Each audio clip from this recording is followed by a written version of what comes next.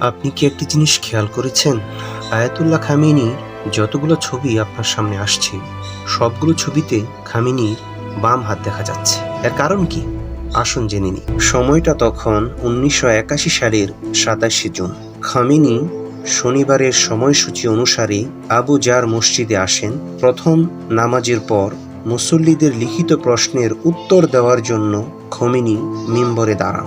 যথারীতি তিনি প্রশ্নের উত্তর দিচ্ছিলেন।